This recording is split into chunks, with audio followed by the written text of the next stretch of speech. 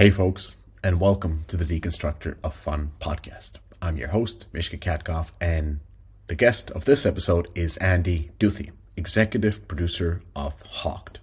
Now, if you don't know Hawked, it's a game that launched 2 weeks from now, so on 15th of February, and it has attracted well over 1 million players till date. That's a good amount for a AAA games as a service title. Now, Andy is a very interesting character.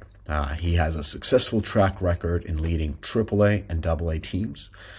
He worked well over a decade at Rockstar, where he shipped games like GTA 3, GTA 4, GTA 5, and worked extensively on GTA Online. Andy has played a hands-on role in driving change within the organizations, refining processes, introducing efficient project management strategies throughout his career at several other companies. In this episode, we'll definitely peel back the curtain on remote team management, because that's something that Andy is very passionate about. And as a matter of fact, Hawk was fully developed with a remote team. And yes, the focus will be on the crucial remote working strategies, as Andy has worked, of course, on site, in hybrid setups, and fully remote. And he'll be going through a list of things that you should be doing, things that you should be avoiding, and things you should be thinking about in terms of your setup. So if remote working is something that is very interesting for you, this is a fascinating podcast episode, diving deep into a production of a new title with a big team, with a AAA setup, with live operations, all done fully remote. So tons of learnings, and a lot of people say you can't do this. Well, Hawked is a prime example of a game that soars despite being remotely developed. Second thing that I want to say is events. So we have, I think, 6 or even 7 events coming in March alone. So everything around Think Istanbul and GDC. If you want to be part of these events or any of the future events which we have already planned, do sign up for the Deconstructor Fun newsletter. There's a link in description. You sign up, and at the beginning of every newsletter, we'll be putting in the links for upcoming events. And we have all kinds of fun events in different setups. So we have the big ones like the Think Istanbul, or game night that is coming in GDC, where hundreds of people gather together and learn, but at least have fun. And then we have a lot of more focused, smaller events. They could be mixers, they could be roundtables where we gather professionals of a specific craft together for a brunch event. You'll be able to connect with not only like-minded, but people you could actually share information with and learn from them, and create industry contacts. Important stuff. So anyways, all kinds of fun events. We love doing them. We love seeing you around the world joining us at these events. So do sign up for the Deconstructor Fun newsletter, and sign up for the events that are interesting for you. They're fun, guaranteed fun. Anyways, ladies and gentlemen, without further ado, Andy Duthie, executive producer of Hawked.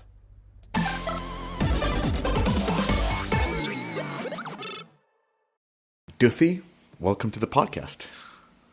Hi everyone, my name's Andy Duthie, and I've been in the industry for over 20 years, working in both development while at Rockstar Games, and then in publishing and production while at Build a Rocket Boy, Gameforge, Clan Games, and now I'm at My.Games, where I'm currently the executive producer on a new free-to-play treasure hunting title, Hawked.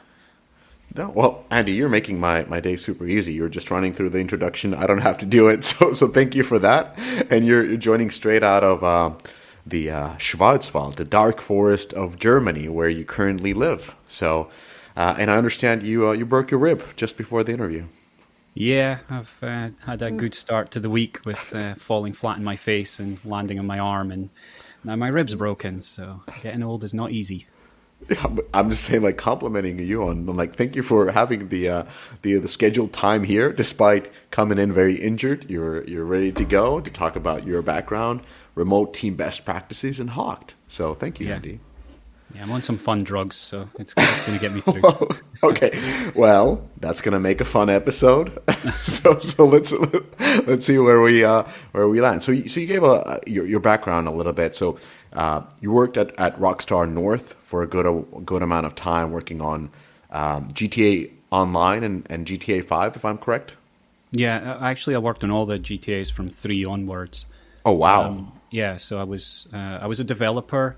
Um, well, I started as lead QA on GTA 3, and then moved to mission scripter and designer for Vice City and San Andreas, and then from there just continued working on them all the way through to finished as producer of GTA Online. We're not going to talk too much about Rockstar, but I'll have to ask, like, how do, like, if you can talk about this, like, how do the ideas of these different settings come about? Because is it developed out of Edinburgh? Yeah, that's right. Yeah, the main development studios in Edinburgh, and so yeah, it was at the time it was the president of Rockstar North was Leslie Benzies, and a lot of the overarching ideas came from a combination of himself working with the team that was in New York. So Sam and Dan Hauser, who led Rockstar New York, and then the three of them really came up with the setting. Yeah, because it's interesting. Like, kind of like I've been briefly to Edinburgh, and I kind of find it confusing that they would come up with like how well they would depict in some sense, like the different settings, whether it's the San Andreas or the Weiss or other other locations that are so far removed from Scotland. So, Yeah, it was always really surprising when we were across in America doing research trips or anything, and we got speaking to people, and then they'd ask like, "Oh, what do you do?" And work for Rockstar, and they're like, "Oh, wow," and they'd be like, "But you've got a Scottish accent," and be like, "Yeah, GTA is made in Edinburgh," and so yeah, it was always really surprising for the Americans of how well we would, just put things together and how funny it was for them. yeah, for sure, and then just kind of like it's probably even more interesting when it's coming from the outside, where you can take the elements that are more globally like interesting, rather than somebody who's in that doesn't find them so interesting as you guys. Yeah, we could definitely do a bit of tongue-in-cheek humor around that Yeah, as well, because we weren't looking from the outside in, exactly as you said. So it yeah. worked. It always worked out really well for us. So, so I wanted to talk about a little bit, like, as we're on the topic. So, of course, after GTA, you worked at GameForge, at Clang, and now My.Games. But I wanted to talk a little bit about the learnings you got from GTA Online, because that is, well, it is Rockstar's most successful title. Or can you call it a title? It is kind of like an extension Yeah, of a title. Yeah. for us, it definitely was. It was a separate beast in itself, completely away from what we had for GTA 5. So yeah, very much we it was individually developed in house. So yeah. Yeah, and in many ways, it is almost as a poster child for console PC games as a service type of a title. Like those, I mean, titles like GTA Online, I think most of the big franchises have tried to do. Some have been successful, other less than successful. So I'm really curious of, like, you were there since the beginning of Online, if I'm correct, and can you talk a little bit about the development side of Online? Like, what is the team? How does it run? I can imagine just the content cadence, like how often you do updates. Like I've never been in a, well, free to play or game as a service, AAA or PC version. I've been on the mobile side, and mobile is much more compact, much more, I would assume, fast paced. So I'm really curious in how the content treadmill runs on such a massive title. Yeah, I mean, it was super, like everything we did at Rockstar was super fast paced. That was always like a key metric for us. One of our key KPIs was getting everything done as quickly as we could and out into the players' hands. But like GT Online it was an incredible learning for us all, because it was the first time we'd done a game as a service, as a gas game. And it was actually a huge culture shock for us as well, because we'd been really used to working super hard on a title, putting it out the door, and then that was it. We would take a break, and then we'd come back, do a research trip, and come back into the next project. And with GTA Online, we pushed ourselves really hard, released it, and then realized, oh, we've actually got to now release something next month, and then next month, and the next month. And so it was a really, it took us a little bit of time to get the pace of it without burning out. And we definitely pushed ourselves probably beyond the limits to start with until we got into that rhythm.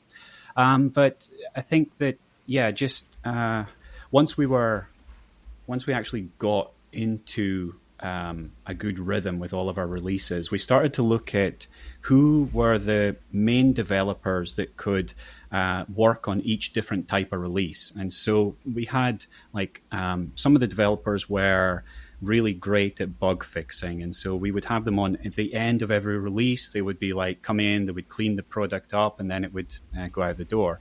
Then we had some who would be looking a lot more further forwards. And so they would be working on like the project or the update which was coming 3 months away from now, and they would start to build the architecture in place for it. And then we had like the core team who was who would take the work from the architects and start building the next release, or maybe the one just after that. And so there was this real treadmill that we had going, where there was like some future work coming on even up to a year away. Then there was a lot closer with the core team, and then we had the people that came in, the firefighters that came in and just cleaned the release up and kicked it out the door. So, yeah. That's really interesting. You mentioned a few things. Like, one is get everything to players' hand as soon as possible. Not very typical for a AAA developer to think that way. Yeah, I think, the cadence of the updates was something that we learned very quickly that was super important for the players, because we would see... this was really clear right from the very beginning. If we got into a really good cadence, and we were releasing at that time about once a month, players would come back, they'd play for a couple of weeks, or maybe 2 to 3 weeks, and then they'd go away and do something else, and I'll play other games, and then we'd release we'd release the update, they'd come back again, another 2 to 3 weeks, they'd head off, come back. And for them, I guess it was like slipping into a nice comfy pair of slippers. They'd come back, they'd enjoy the content, they'd buy some new stuff, and then they'd go play something else for a while. And for us, that was perfect. But then we actually slipped on a release for a bunch of different reasons, and it was almost immediate. We saw a bunch of players didn't come back again, right? And it wasn't a long slip. It was just like half a month to a month, and so that really taught me the importance about making sure that we were delivering to the players when they needed it, and that we were keeping consistent with the deliveries as well. So yeah, that was super important. But the whole thing that we were doing was trying to get an update to have a really good amount of gameplay in there, with a lot of stuff that they could buy if they wanted to buy it, or it's not a pay to win game. It was a play to earn game, right? So the more you played, the more stuff you could get. And but we always had enough content in there to keep them coming, keep them busy for about 2 or 3 weeks. And so yeah, that really just worked out really well from that side. Interesting. So when you think it the other way, like I'm immediately thinking that you have this cadence, you release once a month, people come back and you get into this nice groove, but you release content maybe for 2 to 3 weeks, depending how active the players are. And then you notice that when you release a little bit later, you lose retention, you lose your players. Did somebody come by and say, hey, I have an idea. Why don't we release twice a month and we'll be actually growing? Yeah, we could never, the size of the updates that we were putting out, we could never have gone faster. And we did play around with some of that, like doing a smaller update for, I think it was July the 4th. We had just like a fireworks update or something. Mm-hmm. And so we did investigate doing that, but we always wanted each drop to be this really decent sized drop. So, yeah. No, and I think that's definitely something which we're still even today is that I want to continue with, is like when we're releasing updates for the players, it's not just a few bug fixes, it's not just a few things that we're pushing out. It's like each one has to be a significant update for the players when we're doing our significant updates, that is, right? Because we want to be delivering improvements to the players all the time, but it's bigger things I want to be getting out there. That makes sense. And plus, if the users get used to having those nice updates where when they come back there's going to be something significantly new, then doing anything smaller doesn't really deliver, and it's going to be actually negative probably in the impact. Yeah, so that you don't want to disappoint them, that's for sure, and surprise them. But did you play around with different events? Like usually with the games that I worked on and mobile games as well, is like even in larger teams, when they pushed out those bigger events or bold beats or whatever you want to call them at different companies, they still ran a lot of smaller events. So, whether it's 4th of July or Halloween or stuff like that were more competitive, more sort of a modular in the way they've been developed. And that gave actually more time to focus on that bigger release. So you weren't necessarily on that 1 month cadence. You could have been on a 6 week or even 8 weeks because the live services kept it going. No, and surprisingly, that was not something that we really dipped too much into at the time. Obviously, now that's very different. I think that as part of the live ops strategy that I would be putting forward for any title, you want to be running multiple events going on at the same time. So there's always something for the players to be enjoying. And that's definitely like how we're driving on Hawked. But with GTA Online, it was very much focused around the bigger updates, get new stuff, new toys for the players to play with. That's really what we're trying to deliver, rather than having like this constant, okay, here's, I don't know, Easter holiday, and now you're going to get some Easter related toys in there. It was really just focused around the bigger things we were trying to do, and it was some really big updates that we delivered, especially early on.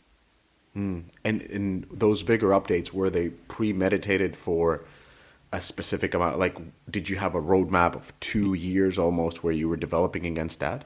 Yeah, it was about a year. We had a roadmap like ahead of time, and but also we were. Some of the ideas were a little bit more short term as well. We would come up with them as we were playing and investigating things and seeing what was fun and what wasn't, and just take each pack into a different direction. So it wasn't always just purely laid out. But in terms of the time that it took us to actually build each update, we had to have a bit of an idea, because especially for sticking a new car into the game wasn't like we can do that tomorrow, right? So yeah. And what was, I'm just curious, like, what was the size of the team back then when you were on that monthly cadence? Big. That's about all I can say. It was big. Oh, okay, got it. So bigger than you can ever possibly imagine, I would say. So, oh wow. Yeah. Okay, so that makes it clear that it couldn't even grow bigger. It was that big. Yeah, exactly. So, oh wow, makes sense. I mean, we all know from the numbers that it's one of the most successful games ever released. So, of course, like, that probably wasn't an issue of how many developers you can put on it, as long as they're creating that content and keeping players satisfied. Yeah, it's done okay. It's crazy that it's still actually in the charts even today. Yes. It's a little while ago that we made it, and so yeah, it's doing all right. Yeah, exactly. And then your career took you elsewhere. So it took you to GameForge. It took you to Clang. So I believe both of them are. No, one of them is in Schwarzwald, where you are, or Karlsruhe, yeah. Right? Karlsruhe, yeah, that's right. Yeah, GameForge is in Karlsruhe. Yeah. And talk to me a little bit about kind of like your next steps in your career. Yeah, so once I was I was at Rockstar for 14 years, and I'd kind of seen every part of development. So I'd seen how they build worlds. I'd seen how they make worlds sound amazing. And I really wanted to go and check out the other side of the industry. So getting into publishing and just understanding how we sell games. Because while we were at Rockstar, I never touched the marketing or any of that side of publishing at all. There was really very little I did. Localization maybe was the only thing. And so, yeah, I really wanted to go and see this other side. And also, as there wasn't many opportunities within Scotland for me, I wanted to go and travel a little bit as well. So I ended up in Germany, and I started as a senior producer in GameForge. And GameForge may be a bit of an unknown company for some people, or for a lot of people, but they're actually one of the biggest German publishers, and they've been running for a long, long time, and they've been really successful. And so for me, it was a super nice fit. The team there was just great right from the start. And I started there working on Orcs Must Die Unchained, which was another great title to work on, as I'd always loved the Orcs Must Die series.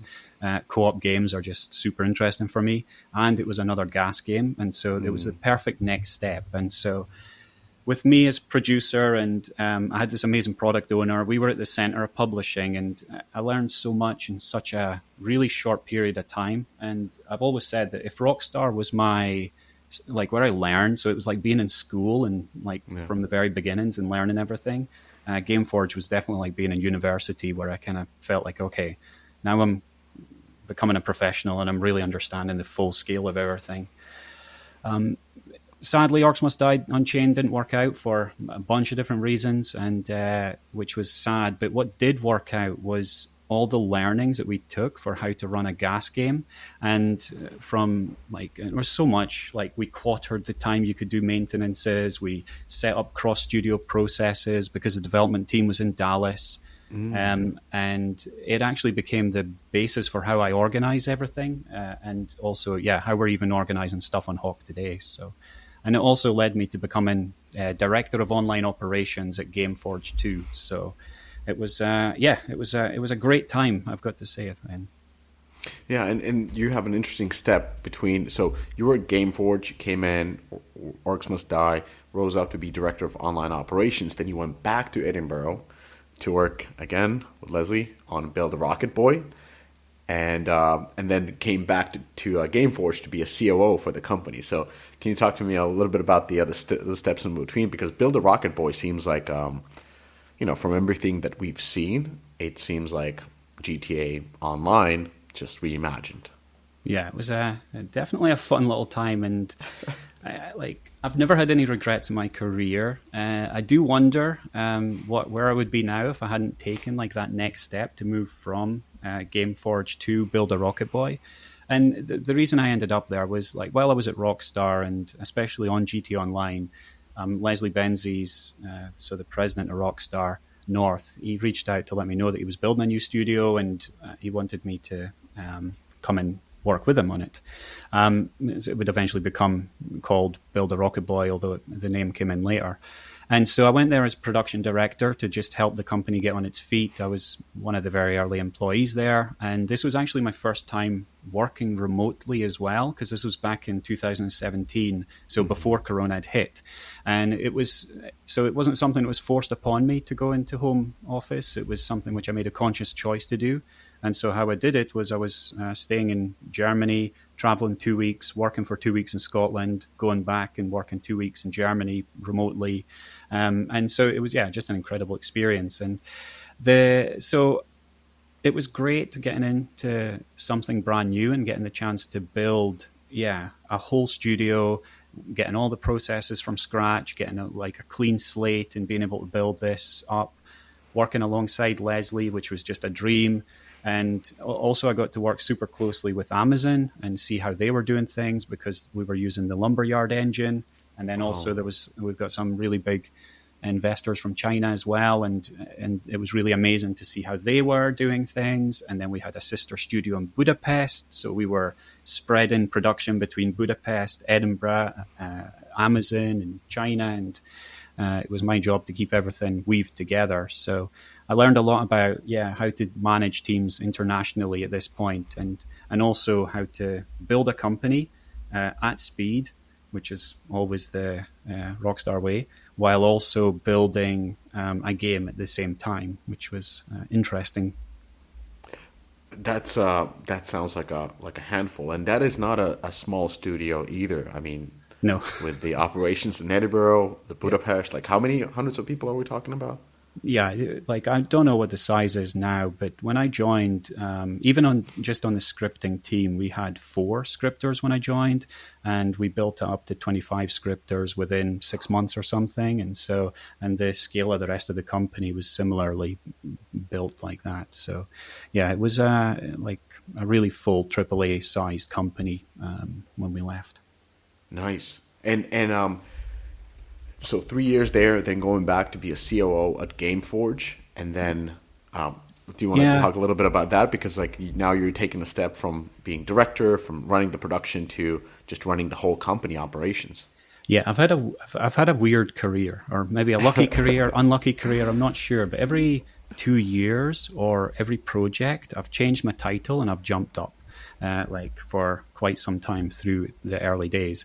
And this was another jump. And really, this came about because I was while I was traveling backwards and forwards, and it was starting to take a toll on me mentally and physically. And also, as you just said, the work was incredibly demanding, and I was wearing way too many hats. And so my friends at Gameforge came back and asked me to come back and kind of finish the job that I'd started before, because I'd started working as director of online operations, where I was putting all the processes into place, cleaning up the publishing side of the company, and just getting everything into a really good shape. And so they got in touch with me, and I spoke to Leslie, and we talked it through. And in the end, I actually agreed to stay on at Build a Rocket Boy as a contractor for 6 months, while I was actually running as COO for Gameforge for 6 months. I was doing both, and that was probably a bit crazy, but it was really great, because I wanted to make sure that Build a Rocket Boy was in safe hands, and they were moving forwards with everything that we'd built already. But also I really wanted Gameforge to be leveling up, basically. And so I went back in as chief operating officer, and because I knew the company so well and what it was missing from my time before, I actually spent 6 months prior to joining working with a chief product officer on I think it was like a 23-page breakdown of everything that was wrong with the company. And so as soon as I got in, it was we just got in and we started cleaning up all the processes and just building this really well-oiled machine. And that was such a learning for me. I think it was probably a step too far for me at the time, because I don't think I was I had the drive and ambition and understanding of what needed to happen, but I don't think I was in the best mental state to be able to bring everybody along with me. And that's something that I've learned since then, and I've been working on. And so that was interesting times. And then slap bang in the middle of it, Corona hit, and that was a really just such a culture shock for everybody. Like, Gameforge is an incredibly social company, and I think that this was around the time that we started struggling probably as an executive team. Half of the executives wanted to ignore Corona and continue like it wasn't happening, where the other half, which I was in, we were secluding ourselves and following all the rules, because Germany was very clear on what you could and couldn't do. And we missed out on these late night work sessions and talking about what we're doing, and all those little magic moments of where you can sync on everything. And I think it's something that I've come to realize, just how important those moments are for companies, and how you need to really work very hard to kind of catch them in a home office situation. Yes, and so all of the other leadership of Gameforge is in Karlsruhe, right? Yeah, that's right. Yeah, all of them. And you still didn't even meet outside, or didn't Karlsruhe is probably not a big town, like some did, 300,000. well, some no, it's a small place, but some did. Like I said, there was half of the executives were still going into the offices and continuing working there. But for me, I was really following the rules and stayed at home and secluded. You must love Germany. You must love Germany. I do. It's a cultural fit. Actually, I really do. I really love it. I can imagine. It's I mean, the bureaucracy is tough. There's no lying about that. And it's but as a country, it's a beautiful, sunny, warm place, and that's just something I've never experienced at Scotland. Well, yeah, the weather is always better, no matter where you go from Scotland.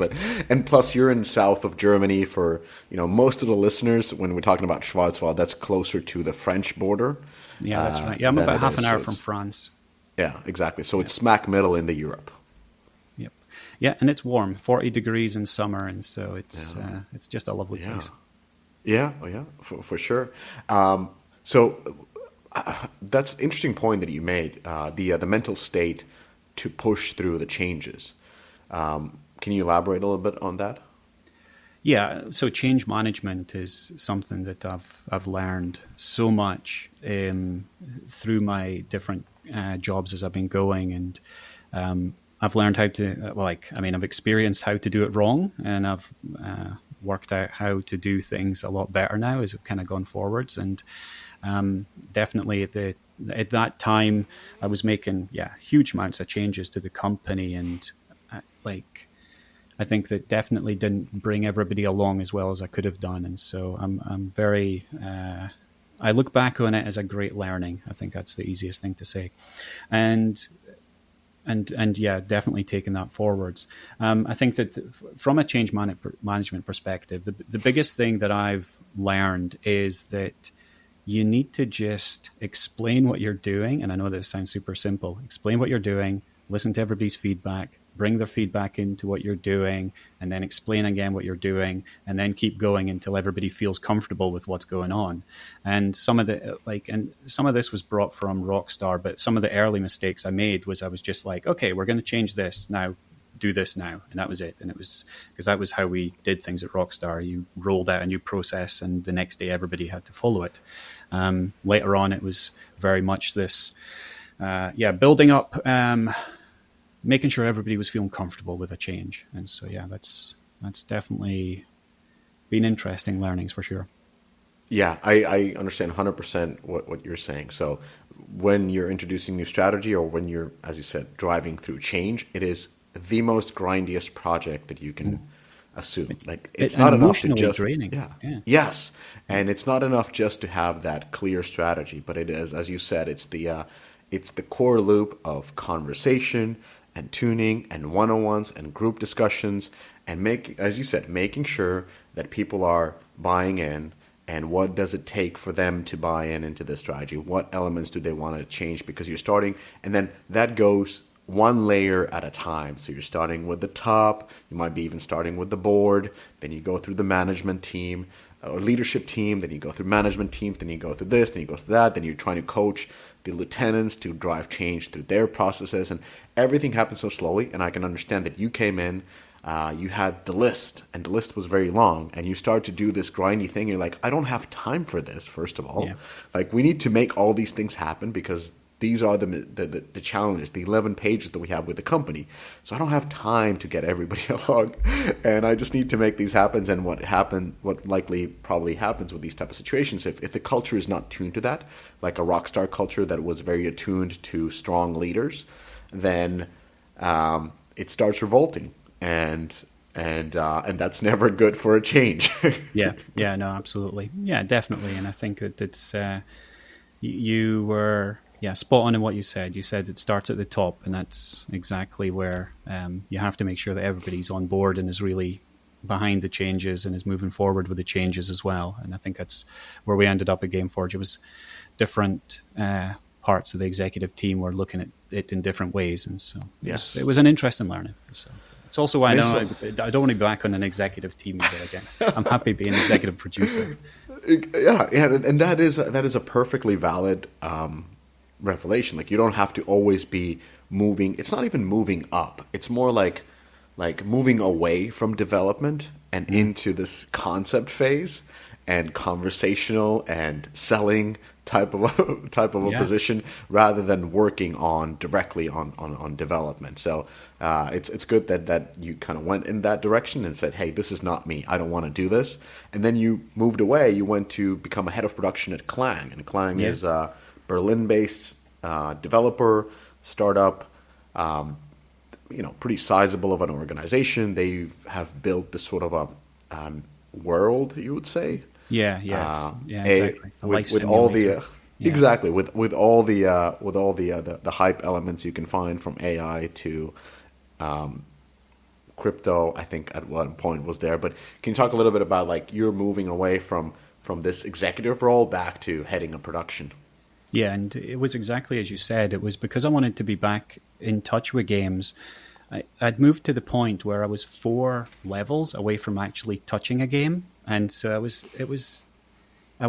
dealing with discussions about what we would be doing in the next year, but without actually having the fun of getting a chance to play any of the games that we were making. And so it was just too slow for me. And I really my whole career has been I've loved playing games, and even from a very early age, it's all I wanted to do. And so I got the offer. Yeah, I took a big drop to go from COO back to head of production, but it was a conscious choice. I wanted to get back into games, and I wanted to go into a company which was doing something interesting. And like you said, they were making a life simulator called Seed, which was a really great idea. And when I met with the CEO there, Monday, he just explained it in such a great way that really connected with me. It was also some of the core team is from EVE Online, and I'd always been a huge EVE Online player, and so this was another great reason to go there. And so it was for me, it was a perfect opportunity. And when I went into the company, I don't think they really had a good, like a solid development process at that time. They were kind of in the middle of overhauling their game, and also the company alongside it. There'd been a lot of people leaving, and so I got the opportunity to bring in some of the stuff I'd learned and to get the train tracks underneath everybody and start moving forwards.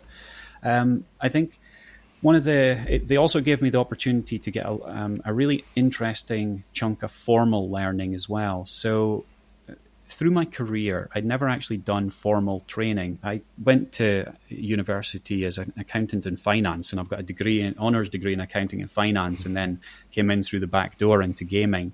And so I'd never gone and understood what Agile was, what Waterfall was. None of it. We never spoke about any of this at Rockstar. We built our own processes, and we did it the best way that we thought was the fastest way to do everything.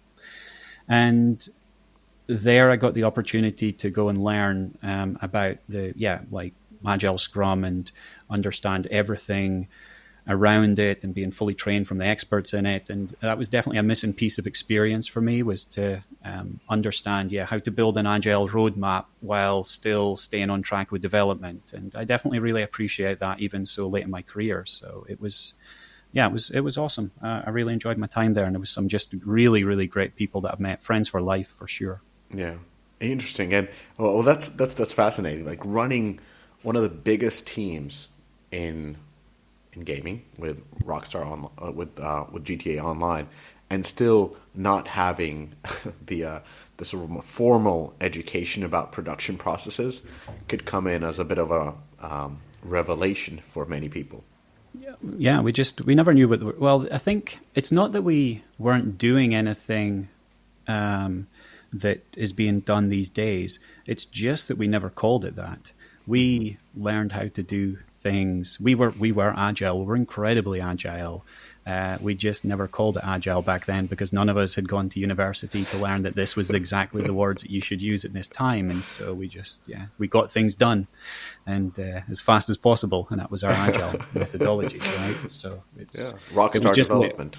It was just later on as that fast as possible. Yeah, exactly. And so it was just later on that we kind of looked back and realized, like now I can look back and realize what I was doing and how it kind of fit into different ways. So like our car manufacturing was very waterfall based, and it was really clean, and all the processes were, all the disciplines were really set up in a great way. So it was interesting to do that. And so this role came about during the COVID times, 21. So probably like in the midst of the lockdowns, and probably I would assume, I mean, having traveled to Berlin during those times myself, that was a remote role for sure. Yeah, that's right. Yeah, so I was only 6 hours away, but it was still remote for me, and all of the team was pretty much spread around. There was a core team in Berlin. And after, through my time there, we moved even further away from the office. Some people moved to Spain, some to Italy, and the company spread out. I believe recently they've actually just pulled the company back together again, which is an interesting choice to make. But yeah, it was a very much a remote role, and I ran it as a remote role. I would go there once a month for a week or so, and at the start. As we got through it, I went less and less. But yeah, it was good. It was a full remote role. And currently, My.Games, executive producer on Hawked. Hawked has already launched. It is a shooter title, a cooperative PvP. Looks a little bit like Fortnite. Really exciting looking of a game. You're an executive producer on that. And that is also a fully remote team, if I'm correct. Yeah, and that was actually another jump as well. So when I was head of production at Clang, even though I was back in games, I still felt really uncomfortable in the position that I was in. And a lot of it was because as head of production, and this was the same feeling I had as COO and director online operations, I would put the plans in place, I put the strategies in place for how to improve things, how to do things, but I was never directly accountable for actually doing this stuff. So if an engineering team didn't want to follow the path that we'd laid out, I wasn't the one who was leading them in order to pull them on. I was leading the leader of that leader of that lead. And then I decided to make an active choice to move to executive producer. And luckily enough, I found this amazing company called My.Games, which was set up fully for remote working, and then even better, they made me executive producer on Hawked, and honestly, I couldn't be happier. I'm running the development and publishing teams, and I'm doing it on a title that I actually love, just playing outside of work. Like really, it's something which I love playing in my personal time, and so it's just another lucky step in my career. I think that's a gift I'm very grateful for. Well, that's awesome to hear, because I mean, work is majority of our time nowadays, to be honest. So if you're doing something you love, chances are your life is a lot happier, and even a broken rib doesn't make you sad. That's for sure.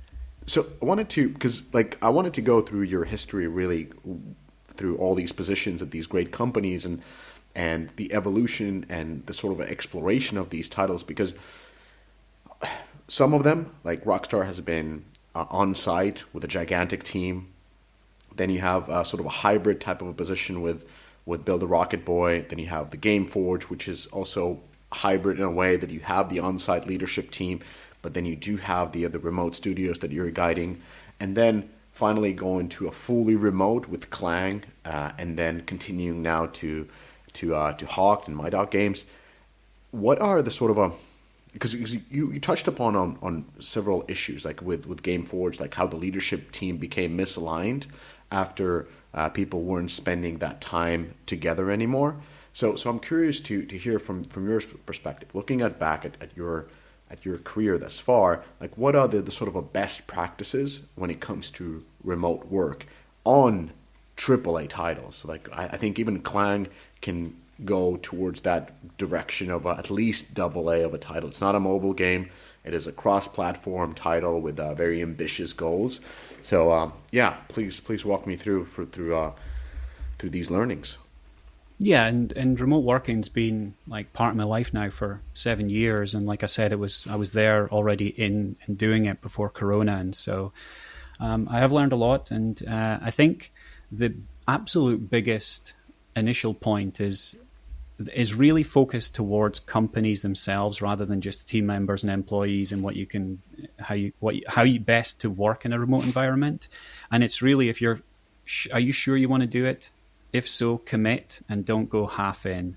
And I think a lot of companies around Corona time, they kind of went half in, and now they're pulling themselves back out, and it's really painful for a lot of employees. So like I've got friends of mine that were, like I said, moved across to Italy or moved to Spain, and they were promised that they were going to be in a remote working company, and now they're not, and now they've got to either move back or find something else. And so if you're going to do it, then do it fully.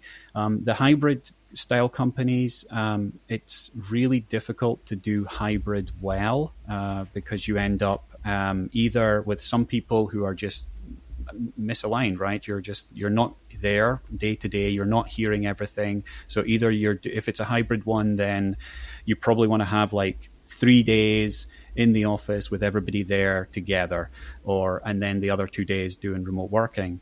If you try and do it like half, then it becomes a real pain, especially for meetings where half the team's remote, half the team's in the office, and you can't properly hear what's happening. And so, just commit. And thankfully, like My.Games, they are absolutely wonderfully set up for home office. And every day I'm working with colleagues all over the world, and there's never an issue with us being misaligned. We've got everything set up as best we possibly can, and then we're doing it as like high level as you can. So I think that's the big thing. And just so once you have committed, the second point is really to define really clear goals that are written down and accessible for everyone. And I mentioned Gameforge is a really sociable company, and so we had goals, but a lot of them were just, we were discussing them, and they were between each other, but we never really put them on paper and adjusted them on a regular basis and shared them with the full company and made it really clear what we were doing. And so to have a really good heartbeat of the company, you need to have a bunch of different goals set up for different lengths. So what I mean is, on Hawked, we'll have short-term goals, which will be around about a month, and it's like build this feature or drive this part of publishing forwards, and then we'll give ownership to the teams and make sure that they're driving on it. And then we'll have mid-term plans, which will be more like a month, more like a quarterly plan. So it's things like plan the next update that we've got, increase our market share in Asia, or raise player happiness by 10%. That kind of high level KPIs that we're trying to improve. Or maybe happiness is a bad one because it's always an interesting thing. More engagement is probably the better phrase there. And then we'll have long-term goals, which are usually in the form of financial targets for us. And it could be finish this phase of development and release, or get another 1 million players this year, or that's the kind of goals that we're hitting, which we actually just hit with Hawked. We've hit our 1 million player mark, so we're congratulations. past the first one. So that's super exciting for us. And the most important thing through all of that is, while you're building the goals, is do it with your team together. Don't have one person just telling everybody else what to do, because ideas should come from everyone and everywhere and be tied into your overall goals. But the only way that you can make people accountable and give them ownership is if you're all coming up with it together. And so that's a big part of planning. We will do that. So being goal oriented is super important. If I can just intervene before you go down the list, 2 questions. Like for the first part, which is commit and don't go half in. Do you consider a hybrid better or worse than fully on-site or fully remote?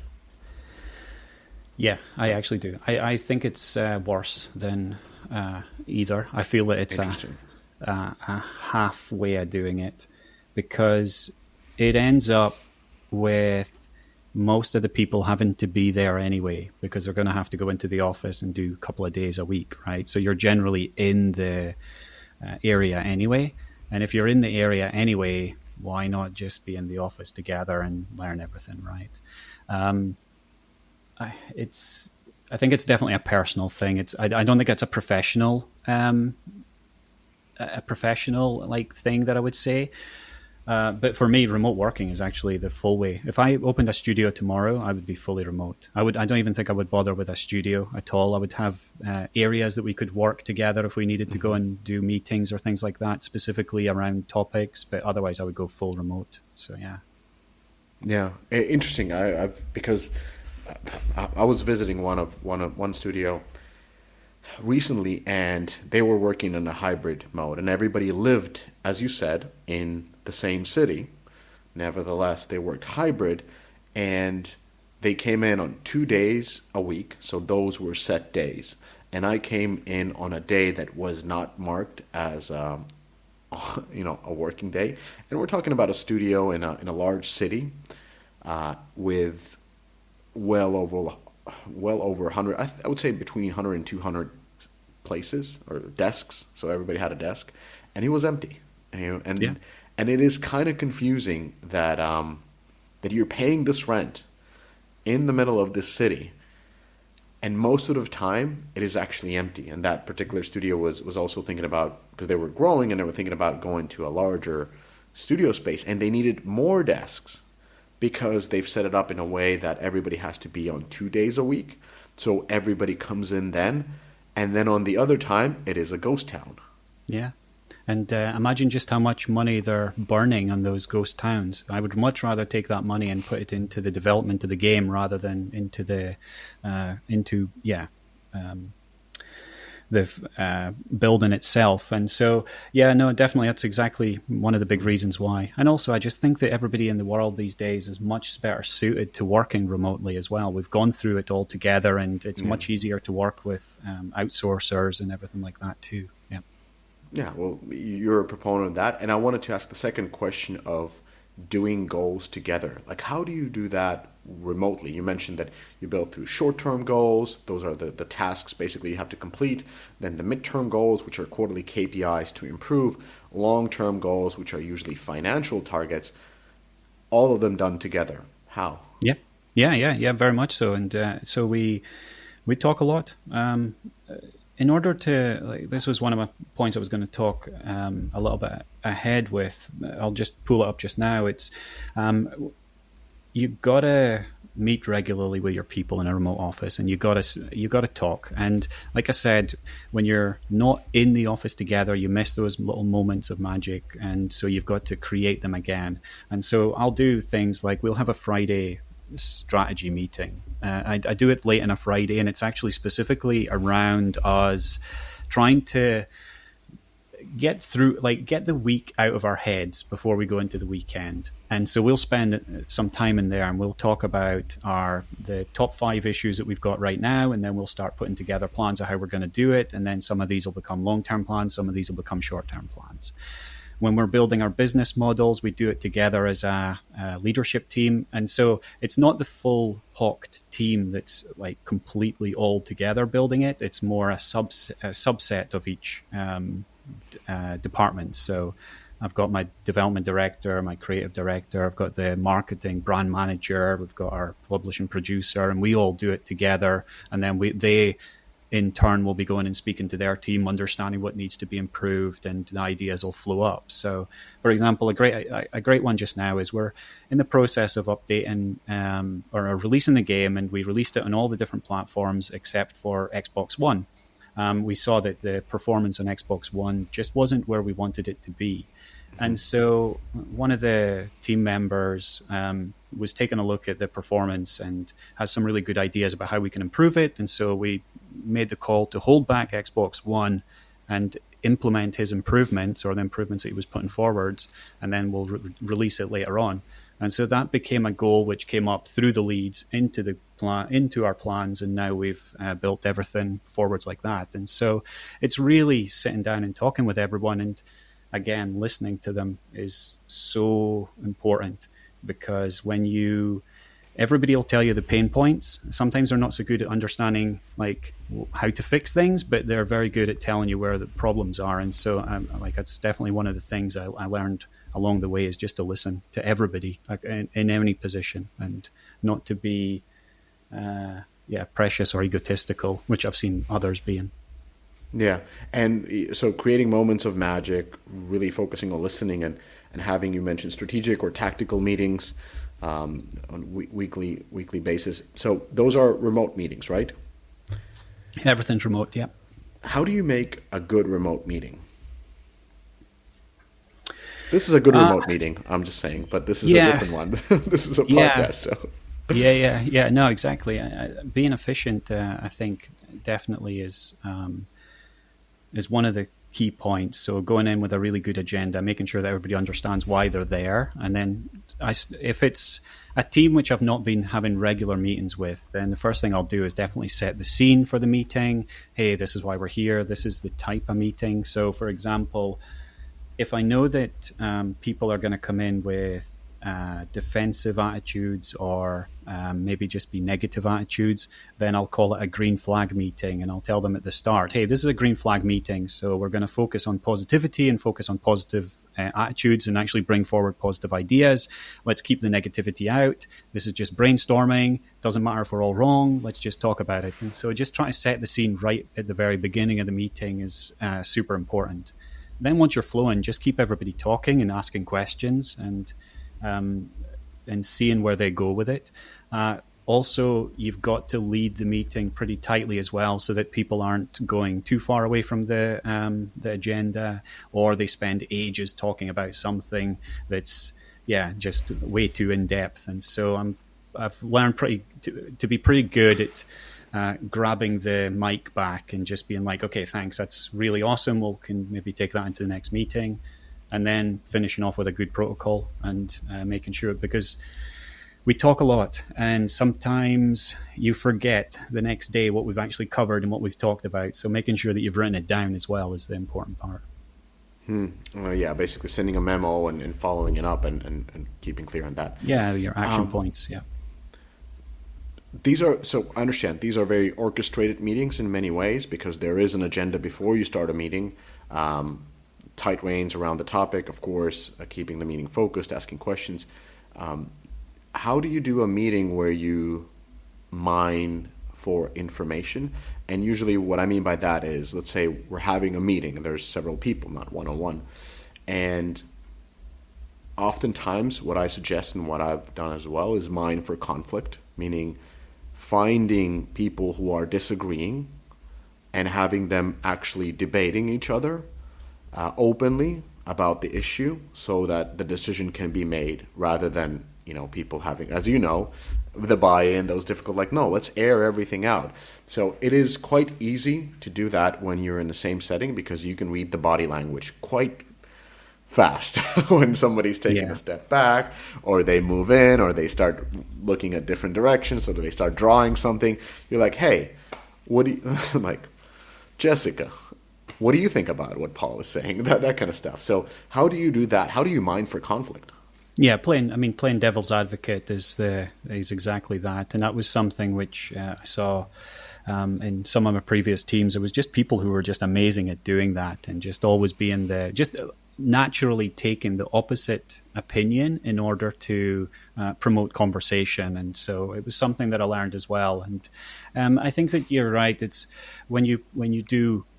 Again, like I was saying with the asking of questions, that would be some of the questions I would be asking, is just making sure that we're being candid and being honest about how we're feeling about something. And so definitely the end of a topic, I will take a pause, wait 10 seconds, ask if anybody's got ideas, if anybody's got any problems with it. And that pause and silence is often enough to promote somebody to come up and talk. But this also is really important where you have to build your whole leadership team around not being afraid to come and talk and bring up the opinions, right? Because I've seen leaders who will drive by fear and then nobody wants to say anything.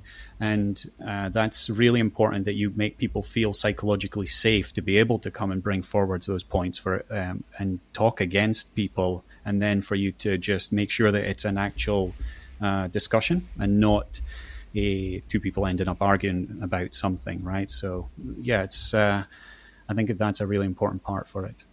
Yeah. And then people naturally do it. People will naturally come and talk then. Yeah, and part of it is also, I mean, these are just very practical things, but when mining for conflict, it's very important to let the participants know that you are mining for conflict and that conflict is good. Yeah. And when they are having conflict, you should interrupt and say, this is good. This is very good.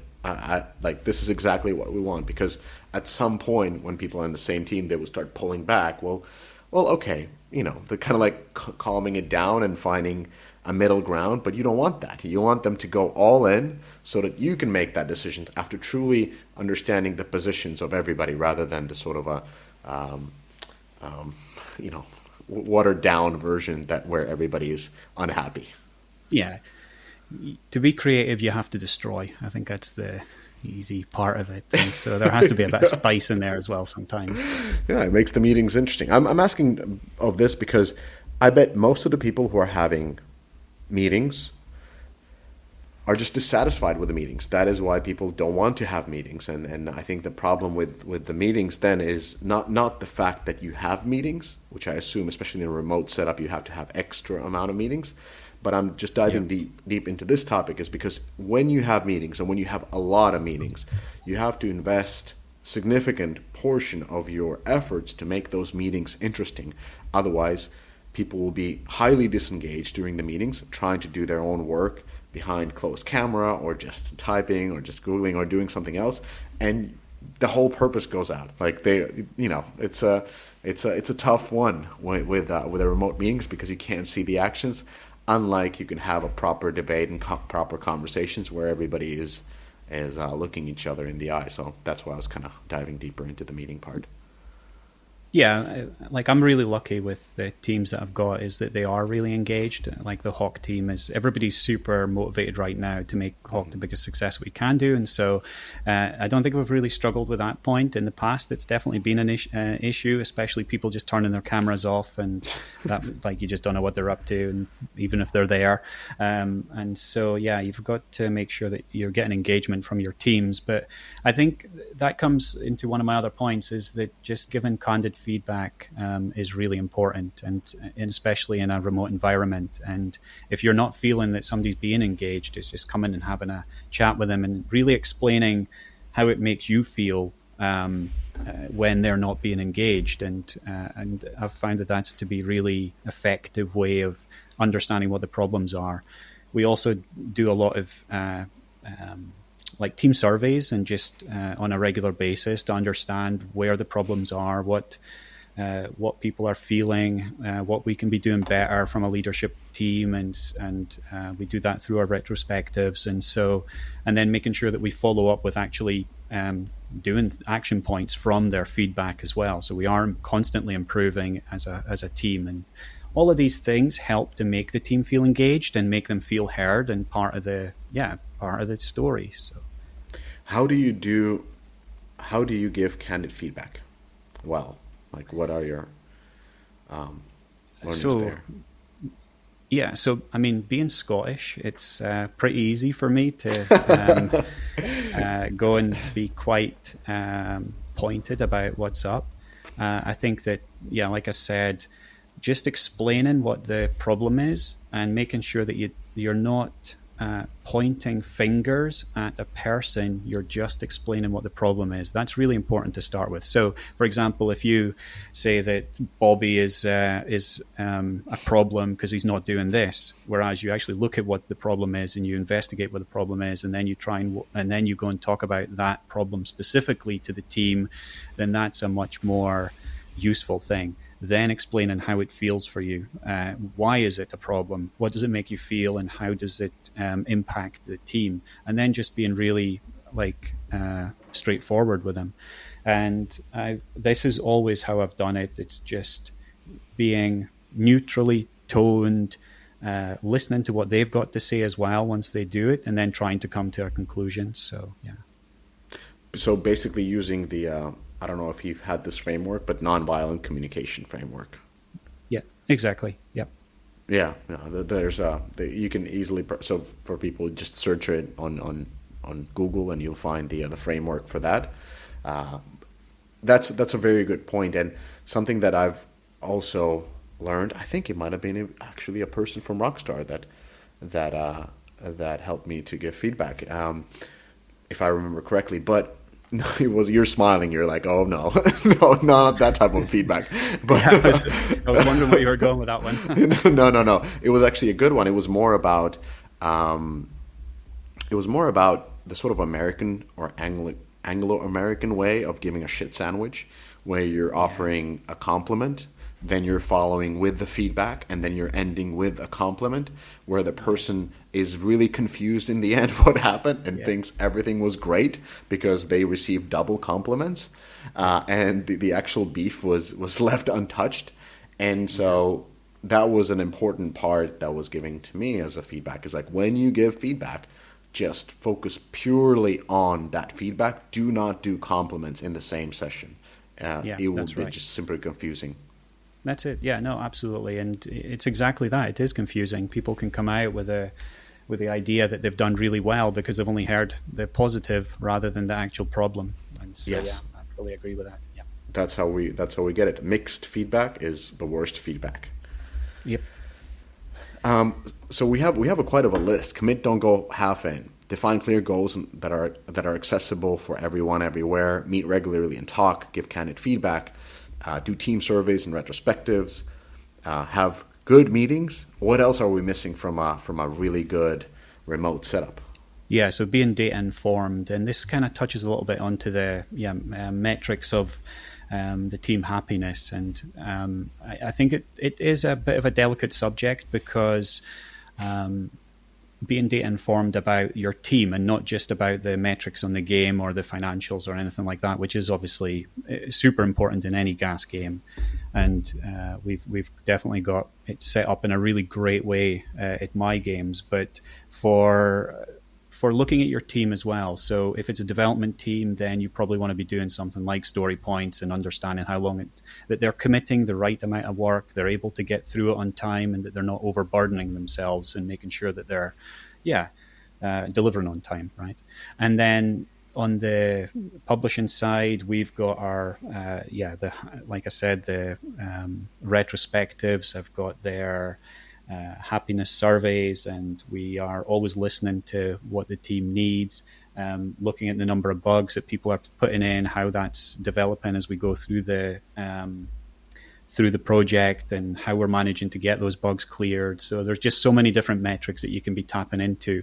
And like I said, it's a sensitive topic because you have to make sure that people feel comfortable, that they're not being watched and they're not being micromanaged with these metrics, and you're always trying to look at the story behind the metrics and the trends, and really that's what I'm looking for anytime is trends. So from a happiness perspective, am I improving the service department's relationship with my team over time, rather than on one day one of our metrics is down, right? And so definitely look at the trends. That's a good one.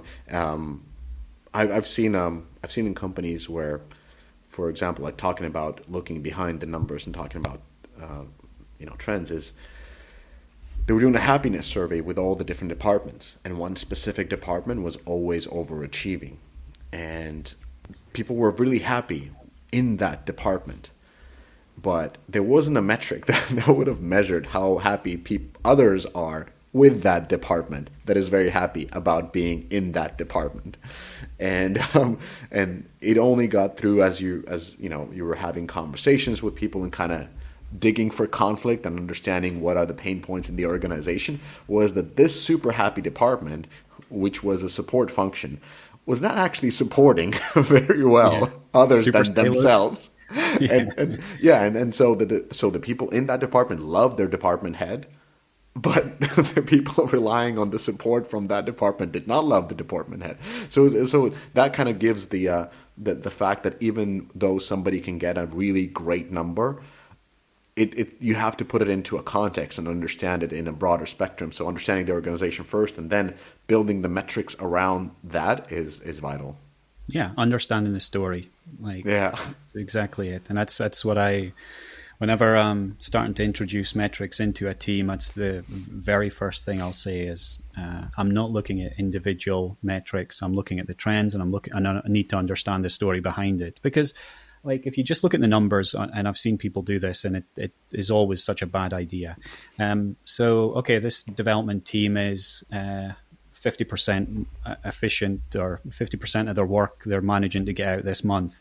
Yeah, okay, but 3 of them are ill, right? 2 of them are on holiday. So there's the story behind the reason, the numbers.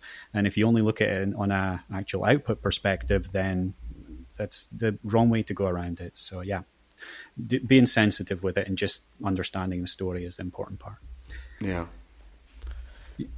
I think the other ones that I've got are very much smaller pieces of feedback and more on a personal and really aimed at employees and mental health, I think, actually, and how you keep yourself sane in a remote working environment, because it can it's not easy, like when you are by yourself every day just looking at a screen. I don't know how tall you are, I don't know like what your dimensions are. It's like we haven't met and we can't interact, and it's so interesting to kind of get into that environment where you are feeling super comfortable with people. And so I think there's definitely some don'ts around that. And one of the big ones is Slack. So using the communication tool Slack, and we use this at My.Games to communicate with our development teams. One of the best features they had was to add in timed messages.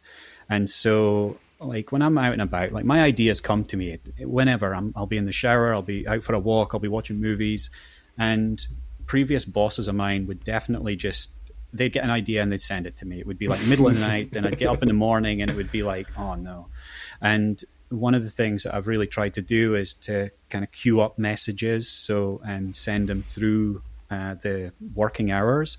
And so it's just not because every time that you are impacting somebody's rest, you're breaking them just that little bit. And so I want people to be having a really good working life environment where they're able to recover and then they come back in full on the next day, rather than being a little bit broken and coming in just under weather or something. And so unless it's something super critical, then it can usually wait till the next day. And so actually just using timed messages so you're not poking people outside of the working hours.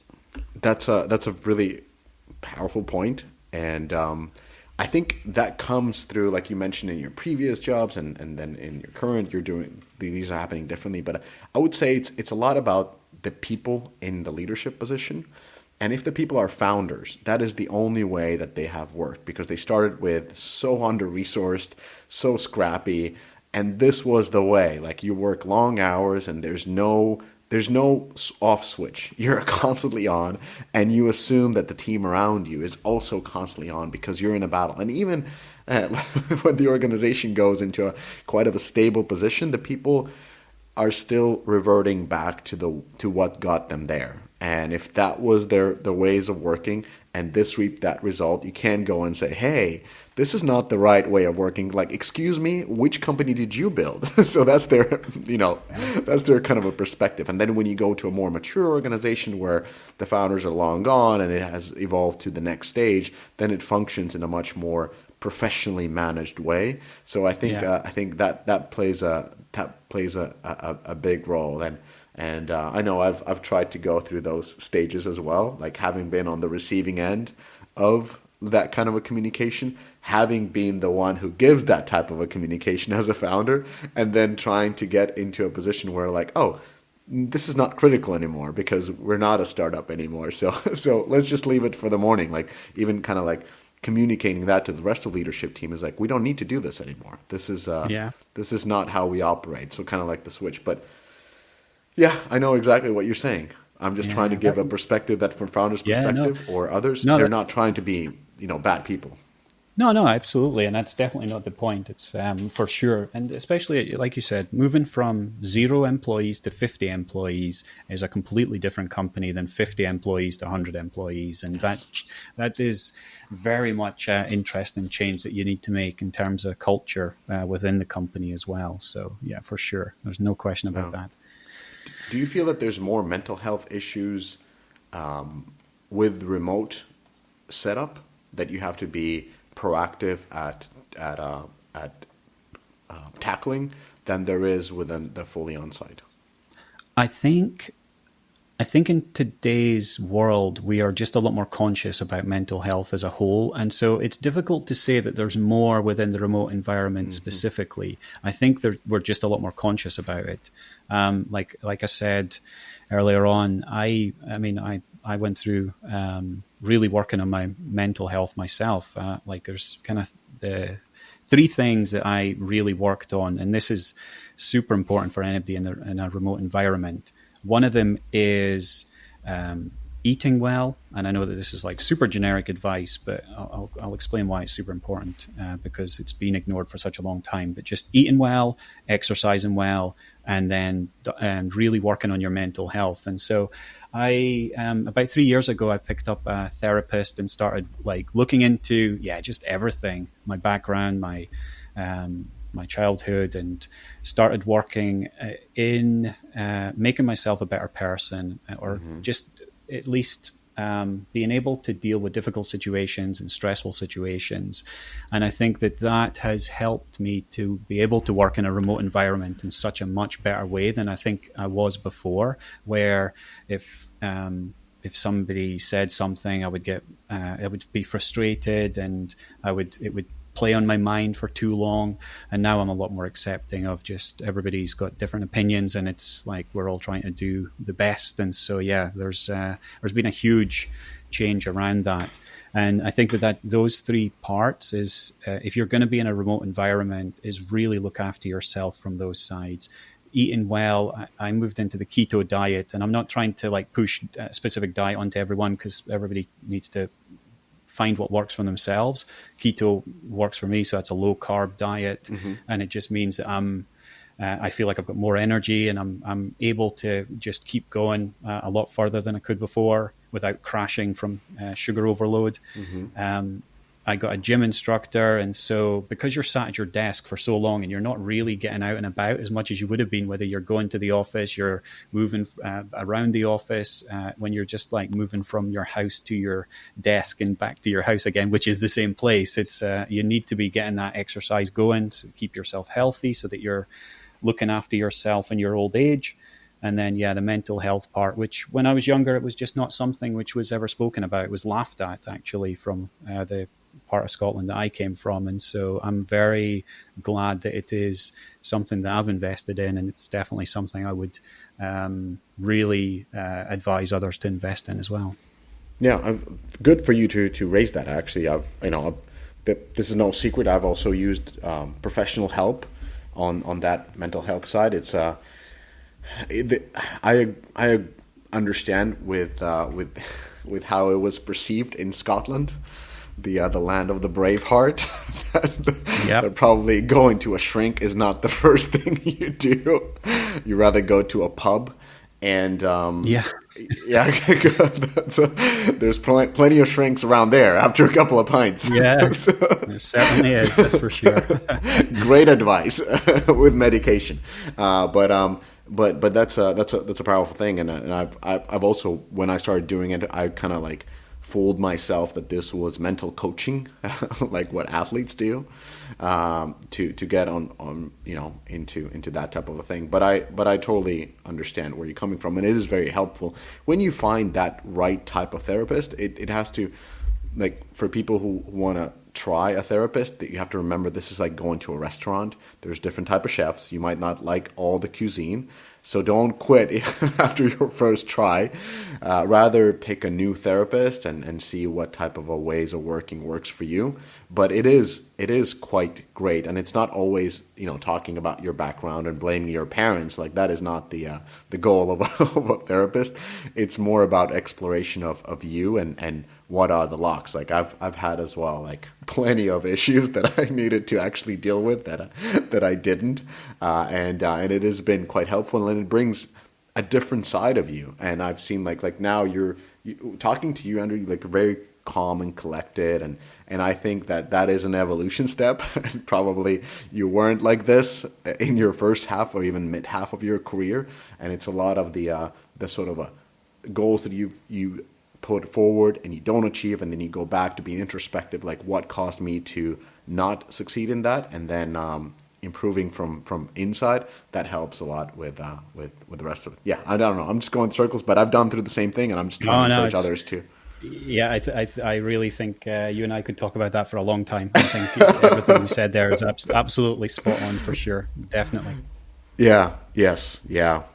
Anyways, but this is not a psychology session. I know. So with all those aspects, I mean, there's a quite of a list, and yeah, taking care of yourself, I think that is the final piece. And even like what I try to do as well, like, I mean, I've gone to a therapist. I understand the point of eating well, not on keto, but a different diet, and overall just having, like, even putting into your calendar the time when you exercise is a really powerful thing, and that is like the self-care, and leaving your home, your phone away from you when you're at the gym, so that in between your workouts you're not opening up a Slack message and, hey, this just came to my mind, I need to write. Like, no, just focus on you, listen to a podcast, listen to music, take care of yourself. And that is really important in the type of project that we do, which are like 10-year development of a live service. You have to be on top of your game, so taking care of yourself is really important for the goals that you're trying to achieve as a team. Yeah, it's a marathon. It's not a sprint. That's what I always say. And you need to be in good shape for that. You can't just be burning out too early. So my dad always said, don't burn the candle at both ends. And I think that's a very apt way of putting it. So, yeah. All right. So before I let you go, can you talk a little bit about Hawk? So you've been on the project for 8 months. It's launched globally. It's crossed 1 million installs, fully remote. led by you. You're in control of the roadmaps, the team, the P&L, the ways of working, the growth strategy.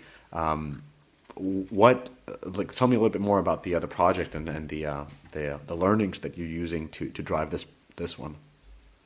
Yeah, like I said, it's been such I'm so lucky to be able to work on this title because it's exactly the type of game that I love to play in. So we launched Hawked on February 15th on PC, PlayStation, and Xbox, and that was after a few months of doing early access on PC and where we were just learning how things were working. And since then it's just been really great to get it out the door and see the reaction of the players. And so like I said, we've got over 1 million players already trying it out, and we know that we've got something with a lot of potential. That's what the players are telling us. And like all gas games, it is very much just the seed that we've planted right now, and now we need to kind of grow it from here.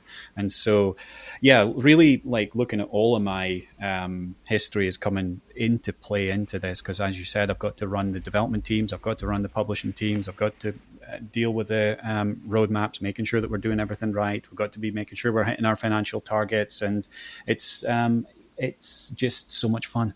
Actually, that's really what it comes down to. Every part of my job now is fun, and after making this step, and it was a scary step away from production into purely executive production. It's even though it sounds the same, it's very much not the same. I've got the ultimate accountability, and I've got the team working around me, and it is just so enjoyable. And how big is the team right now? We've got a full team, so we've got a full development team, full publishing team, and I think actually half the company is probably helping us right now because we are at launch stage, and so we are every discipline that you can imagine is involved with us. So hundreds of people. Yep, hundreds of people for sure. Yeah. And are you still growing the team, or like what is the phase of development, or just going through this early? Is it like globally launched? It's like it's on Steam. You can download it. It's free to play. Yep. Yeah, it's globally launched. So it's on PlayStation 5, PlayStation 4, Xbox Series S and X. The only console it's not on is Xbox One just now. So from Xbox and PlayStation, and yeah, free to play. And right now we're at the stage where it's fully released, and so we are in the live operation stage. That's where we're at, and so we're just building up towards our next update for it. So we've just got through like the first 10, 11 days of craziness from the actual launch and trying to get stability, and it's been incredible. Just the amount of players that have actually hit us. We hit some server issues, and so now we had first to sort those out, and now we're getting into the point of actually moving towards our regular updates, our regular events, and actually our seasonal releases, which we call issues. Hawked is very much a comic book style game, and so we're leaning very heavily into that with issues for our seasonal releases. Yeah, beautiful. It's very stylized, and I mean, if you like Fortnite, probably will like this game as well. Yeah, I think we've got a lot more behind the scenes than Fortnite. Like the way that it's actually built up is, so when you join the game, you start in the Riftwake, which is like the player hub. It's this floating submarine around an island called Exile. And so you start off there, and this is a little bit different because you've got this period in between the matches where you come back and you get to chill out and meet all the characters that are around the Riftwake. Part of the company called Grail, who's hired you to go and steal some treasure from the island. And so it's a really interesting part where you can just come and hang out with people, right? It's a social hub, basically. And then once you're ready to go on an expedition, you pack up your gear, you get ready, and off you go to the Exile to go and steal some artifacts from the island and escape back to Riftwake again with them. Nice. Everybody can download this. It's as you said, free on all the platforms, all the key console PC platforms. And are you hiring for the project, or just No, we're pretty stable right now, actually, because we've got through the launch period. I think it's now a time where we are in a good shape with both sides of the teams, and like that's definitely been an interesting challenge. Has been getting everybody into the right places since I joined. But no, we're in a pretty good shape, and yeah, just looking forward to the future and growing the game. That's really where we're at. Awesome. Well, Andy, I'm going to let you go back to development of this beautiful game. Thank you so much for joining for the conversation. A lot of great insights on games as service and how to work efficiently remotely. All in or all out. That's the way. That's a big question, but yeah, thank you so much. It's been really great, super interesting. Looking forward to speaking to you again. Awesome. Thank you, and thank you everybody for listening. And Hawked, Steam, PlayStation, Xbox, all the platforms, free. No reason not to play. So give it a go. Super pretty game. So thank you everybody for listening.